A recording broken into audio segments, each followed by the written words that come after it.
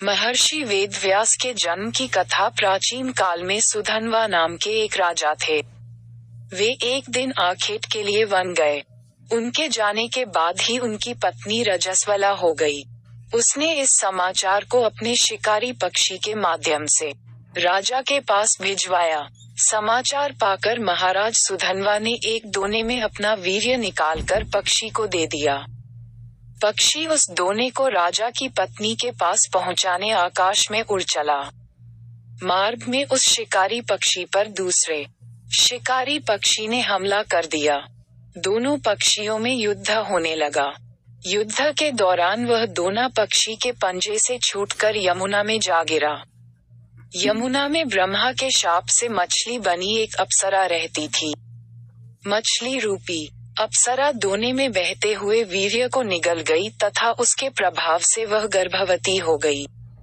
एक निषाद ने गर्भ पूर्ण होने पर उस मछली को अपने जाल में फंसा लिया। निषाद ने जब मछली का पेट चीरा तो उसके पेट से एक बालक तथा एक बालिका निकली।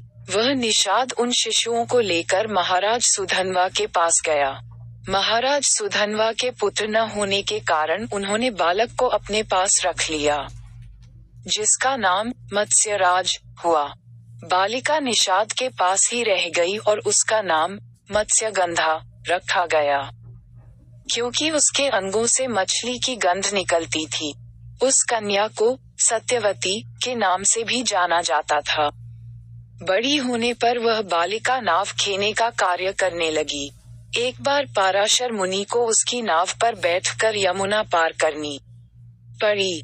पाराशर मुनि सत्यवती के रूप सौंदर्य पर आसक्त हो गए और बोले, देवी, हम तुम्हारे साथ सहवास के इच्छुक हैं। सत्यवती ने कहा, मुनिवर, आप ब्रह्मज्ञानी हैं और मैं निषाद कन्या, हमारा सहवास संभव नहीं है।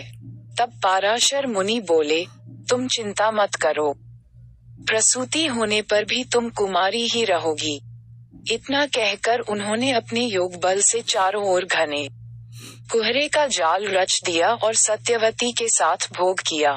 तत्पश्चात उसे आशीर्वाद देते हुए कहा, तुम्हारे शरीर से जो मछली की गंध निकलती है वह सुगंध में परिवर्तित हो जाएगी।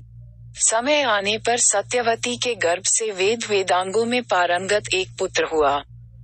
जन्म होते ही वह बालक बड़ा हो गया और अपनी माता से बोला, माता, तू जब कभी भी विपत्ति में मुझे स्मरण करेगी, मैं उपस्थित हो जाऊंगा। इतना कहकर वे तपस्या करने के लिए द्वैपायन द्वीप चले गए। द्वैपायन द्वीप में तपस्या करने तथा उनके शरीर का रंग काला होने के कारण उन्हें कृष्ण द्वैपायन कहा जाने लगा। आगे चलकर वेदों का भाष्य करने के कारण वे वेदव्यास के नाम से विख्यात हुए। अगर आपको वीडियो अच्छा लगा तो सब्सक्राइब करें और शेयर करें एजुकेशन स्टोरी।